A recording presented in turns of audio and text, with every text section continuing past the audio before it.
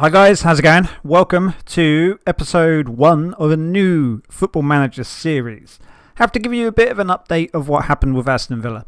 I'm not sure how it happened or what happened, but when Steam downloaded the winter patch for FM, it corrupted, I'm guessing it's that, but it corrupted all of my saves, not just my Aston Villa one. No other save would load up, but a new game starts fine, so that's what leads me to believe it is the patch. I don't know, could be wrong. Let us know if you've had the same issue. If you have you corrected it? How did you do so? Because I'd like to get the Aston Villa series back. But for now, we're going to play as Sunderland. And I think this could be an interesting one. Starting down from League One, attempting to work our way back up to the Premier League. Is it doable? I think it's got a better kind of goal than the Aston Villa series. You know, turning Aston Villa into like an half-decent European outfit was okay. The end goal was to make them a Champions League team. We might still do that if we can get the save back. But I think with this one, I think getting Sunderland back into the Prem, for me, would be quite a cool thing to do. And it ain't too easy. It's not too hard. I think it's just about right for me. So we've played around 9 or 10 games, but I'm going to show you what we did during pre-season in the first 2 months. And depending on time, we'll squeeze in a cheeky live comp. So, you don't get a lot of money. You get about 200 grand. And I haven't seen anyone worth getting for that 200 grand. The team itself isn't too bad. They're quite a decent League One team. So I didn't really see the need for a squad overhaul. And you can't even do that on 200 grand. The only players that were worth selling are going to be the players that I think would carry us to the Championship. Players like Lyndon Gooch, who has the best name of all time. But I don't want to sell him. He's the only truly valuable player we have. But I think we can kind of mould our midfield around him. So I wanted to keep him. Didn't want to sell him. So as far as players incoming, nothing happened. However, the massive bulk of our transfers were to staff. As you can see, we hired a lot of staff. You know, there's no point me going through them all because they're all relatively unknown names. Other than Neil Sullivan. Is that the... No, that's not the Neil Sullivan I was thinking. I was thinking of the old goalie. It's not him.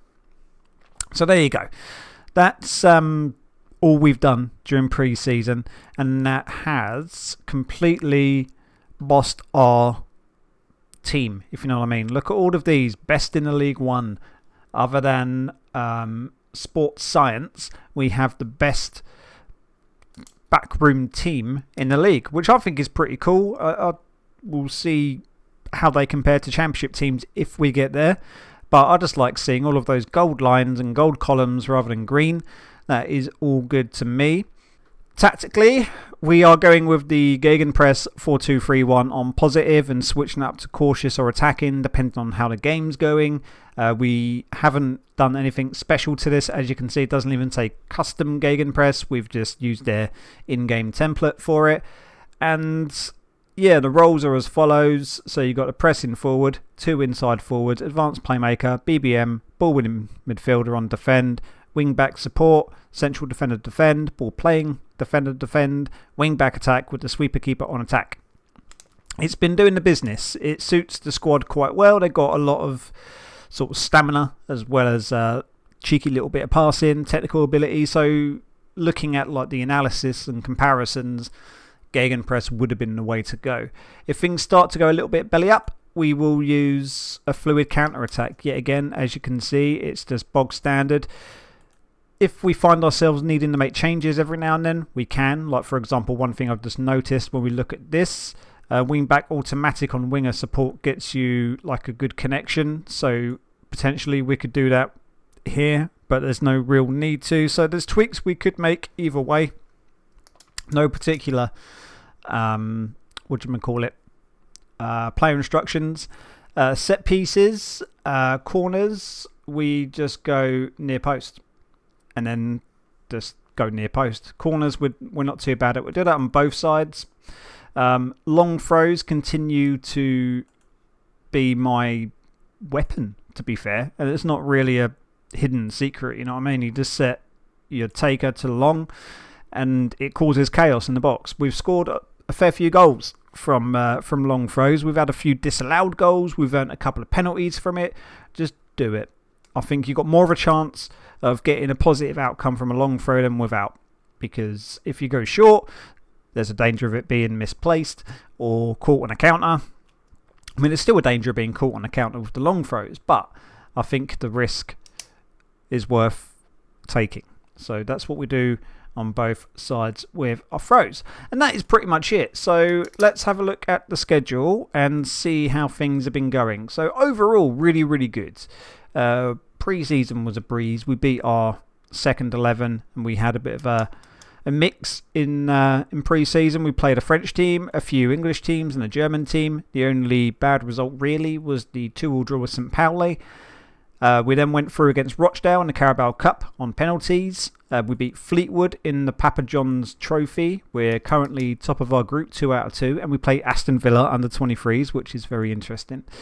Bristol Rovers, we beat them 6-0. Jack Diamond, Max Power, Aidan McGeady with 2. And Aidan O'Brien with 2. Barnsley, Championship team, we got knocked out in penalties because of a Connor Chaplin 93rd minute penalty. Took it through to straight to penalties. So we was unlucky not to do a little bit of giant killing there. Oxford, we beat them 2-0. Luke O'Neill and Aidan McGeady. 1-0 win against Peterborough. Jordan Jones on loan got the only goal. Charlton, 0-0. And then we kind of had a string of 1-0s really. We beat Carlisle and the Papa Johns. Ross Stewart with the only goal. We lost 1-0 to Swindon. We beat Crewe 1-0. We beat Portsmouth 1-0. We then beat Rochdale. No, sorry. We drew against Rochdale 2 apiece. And then beat Gillingham 2-0. So overall, not too shabby. Not too shabby. So that leads us into 9 games in, 20 points in 3rd place. Not too bad. Not too bad. As a overall squad, I would say we're doing alright. Max Power has the highest average rating of 7.39, which is good. And even sounds cool, doesn't he? Like Max Power. He's doing really well. We've got a guy out on loan who's doing well. Jordan Willis. Yep. One of our centre-backs. He's on 7.29. Our backup centre-back, when called upon, does a really good job. Goalie's doing well. Luke O'Neill does well on the flank. Denver Hume does well on the opposite flank. But there's Lyndon Gooch, to me, a really valuable player. He picked up an injury, so when we was having the really narrow wins and the draws and the losses, that was without Lyndon Gooch. But we put him back in the team and we played a lot more solid with Gooch in the team and picked up more than a 1-0 win, which I was happy with. Jack Diamond, currently injured, but when he plays, he does well. He's got 4 appearances, 2 goals and an assist. Bradley Wright, centre-back. Tom Flanagan, centre-back. All playing well. Everyone else is about average. So, overall, the first few months, I've been quite happy with. I do think we're going to get the promotion. That's the board target, to win promotion. So, we need to have a storming season. I mean, to be in 3rd, I'm alright with. I thought, once we got through September, I thought, this is going to be like a breeze, to be honest. Because they were quite good wins.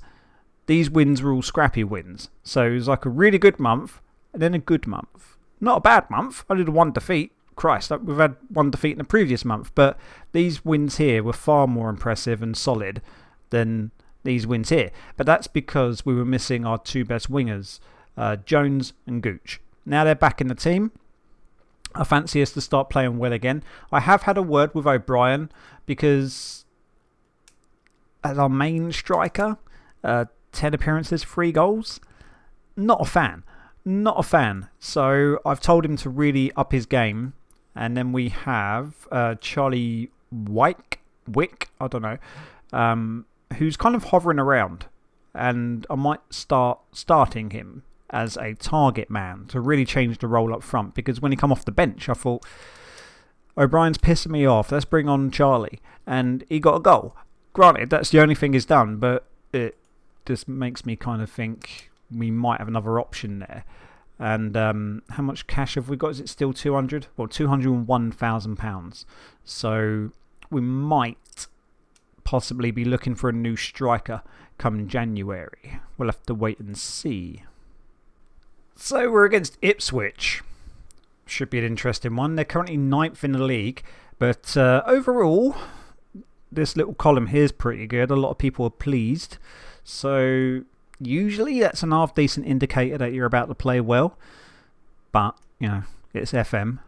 Bad things can and usually do happen to me. So we're going to tell the boys to play like they did in the last match and keep their form going. We're going to tell them all that they can make the difference tonight. So, yeah, it's cool. We'll have to wait and see. I am pissed that we are having trouble with the Aston Villa series because I started to really like that team. That midfield that we started to piece together.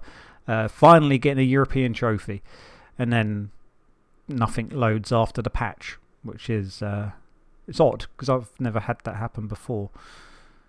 Can we spark up an attack here with Denver to power? Maguire. Is he going to spread it wide? Yep. There goes O'Neill. Come on.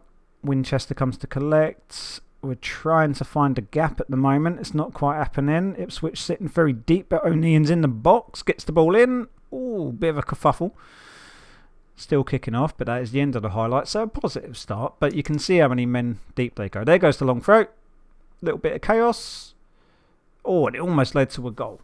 Almost led to a goal. If you've got people that are good at long shots, man, have them lurking around on those long throws because that ball will spill out and then you could potentially get a Scholesy special.